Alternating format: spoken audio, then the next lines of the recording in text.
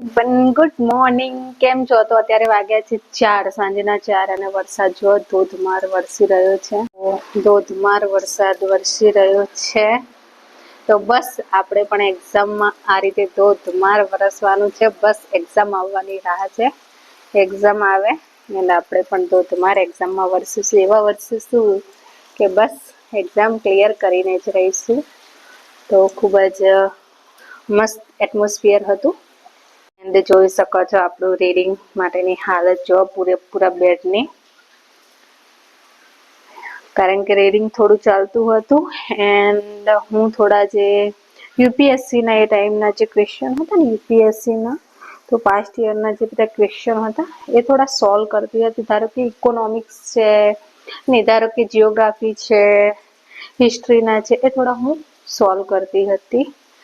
And જો બસ મારી books છે અર્થતંત્રની. તમને પણ મેં સજેસ્ટ કરી છે કે જો ઇકોનોમિક્સમાં માર્ક્સ લાવવા છે તો બુક લઈ લેજો.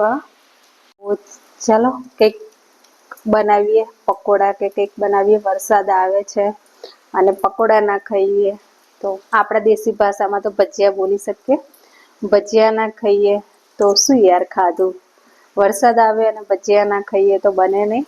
તો ચલો અત્યારે વાંચવામાંથી થોડો બ્રેક લઈએ છીએ એન્ડ જઈએ છીએ ભજીયા બનાવવા. તો બસ અત્યારે બનાવી રહી છું બટાકા વડા. એન્ડ આજે છે સેટરડે, તો સેટરડે એન્ડ સન્ડે ઘરે જવાનું હોય છે. બિકોઝ સાસુ સસરાના ઘરે સેટરડે સન્ડે અમે આંટો મારતા હોઈએ છીએ. તો જો આ લાઈફમાં તમે પ્રોપર રીતે સ્ટડી કરવા માગતા હો તો પોતાની લાઈફને બેલેન્સ કરતા શીખો. ઘરની જવાબદારીઓ અને પોતાના સપનાઓ વચ્ચે બેલેન્સ કરતા તમને આવડવું જોઈએ. તમે સોમવારથી લઈને શનિવાર સુધી રીડિંગ કરો તમારા માટે, એન્ડ તમારું જે સન્ડે છે એ પોતાના ફેમિલીને આપો. તો એમનું પણ બેલેન્સ થઈ જશે અને તમારું પણ બેલેન્સ થઈ જશે. બંને બાજુથી સચવાઈ જશે. તો આ રીતે તમારી લાઈફ તમે બેલેન્સ કરી શકો છો, જે તમારે સ્ટડી માટે થોડી લાઈફ ઇઝી રહેશે અને મેનેજેબલ રહેશે.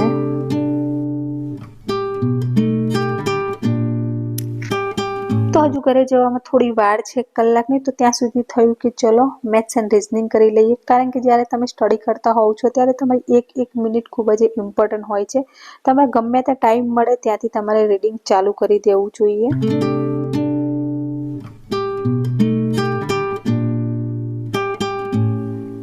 એન્ડ રાત્રે અમે ઘરે પહોંચી ગયા હતા. એન્ડ વરસાદની સિઝનમાં તો કંઈક અલગ અલગ વસ્તુ જોવા મળતી હોય છે.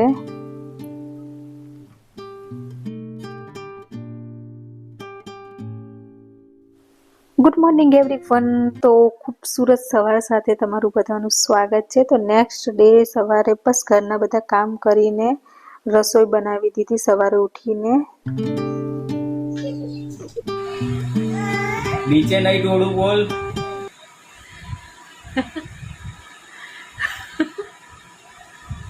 એ નોટંકી લે રડ ને નાટક કરે છે. નીચે દોડીશ, નીચે દોડીશ. ના પાડ પેલા કે નહીં દોડું, નહીં દોડું એવું કે, નહીં દોડું એવું કે, નહીં દોડું કર દે. તો આજે જવાનું હતું થોડું બહાર, તો થયું કે ચલો કંઈક કપડાં જે ઘરમાં પડે છે પહેરી લઈએ. તો એના માટે હું થોડું આયનિંગ કરતી હતી કપડાને. તો યાર નાના નાના કામ આ બધી વસ્તુમાં થતા જ હોય છે. અને જ્યારે તમે ફેમિલીમાં રહેતા હોય છે, જોઈન્ટ ફેમિલીમાં રહેતા હોય છો, તો ત્યારે તમારો થોડો બધો ટાઈમ કાઢવો પડે છે આ બધી વસ્તુ માટે. થોડું સ્ટડી ટફ બની જતી હોય છે. તો બસ અત્યારે તૈયાર થઈને કામ કરવાની તો ઈચ્છા થઈ કે તૈયાર થઈને કામ કરું. બટ યાર ગરમી એટલી હતી કે થોડી જ વારમાં મેં કપડાં ચેન્જ કરી નાખ્યા, કારણ કે આ રીતે તો પહેરીને થશે નહીં.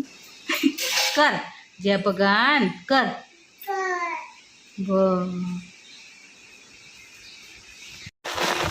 તો આ બંને મારા સિસ્ટર ઇન લોના ટેણિયાઓ છે. તો બસ બંને સાથે મજાક મસ્તી કરીને સાંજે હવે જવું હતું અમારે બહાર બધાએ સાથે.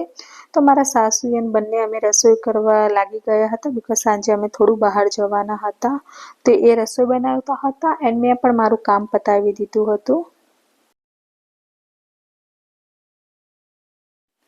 તો બસ અમે સાંજે બધા સાથે આવી ગયા બહાર ગાર્ડનમાં, એન્ડ મારા સાસુને મેં મોબાઈલ આપી દીધો કે લો તમે શૂટ કરો, બટ એમને વિડીયો શૂટ કર્યો છે, જે રીતે એમને ફાવે એ રીતે એમને વિડીયો શૂટ કર્યો છે. તો યાર ફેમિલી સાથે ખૂબ જ મજા આવતી હોય છે. જો તમે લાઈફમાં બેલેન્સ કરતા શીખી જશો ને તો તમે તમારી ફેમિલી સાથે એન્ડ તમારી સ્ટડી સાથે સારી રીતે બેલેન્સ કરી શકશો. બસ તમને લાઈફમાં આ વસ્તુ આવડવી જોઈએ. તો બસ બધા સાથે એન્જોય કરીને હવે ઘરે જવા નીકળતા હતા, કારણ કે અત્યારે વાગી ગયા છે 9 વાગ્યાની આસપાસ વાગી ગયા હતા. તો અમે નીકળી ગયા ફરી ઘરે જવા માટે એન્ડ રાત્રે જમીને. તો અત્યારે ખૂબ જ વરસાદવાળો માહોલ હતો એન્ડ રાત્રે અમે મોડા ઘરે પહોંચી ગયા હતા. એન્ડ ઘરે જઈને મેં સૌથી પહેલું મારું કામ કર્યું હતું ભૂગોળનું રિવિઝન.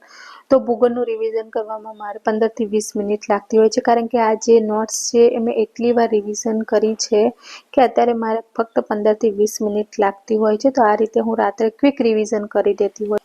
તો તમે પણ તમારું ટાઈમ ટેબલ આ પ્રમાણે બનાવી શકો છો. બધી વસ્તુનું લાઈફને મેનેજ કરીને પણ એક્ઝામની તૈયારી કરી શકો છો. તો વિડીયો સારો લાગ્યો હોય તો ચેનલને લાઈક, શેર, સબસ્ક્રાઈબ કરવાનું ના ભૂલતા. મળીએ નવા વિડીયો સાથે. ત્યાં સુધી રાધે રાધે. જય શ્રી કૃષ્ણ. જય માતાજી.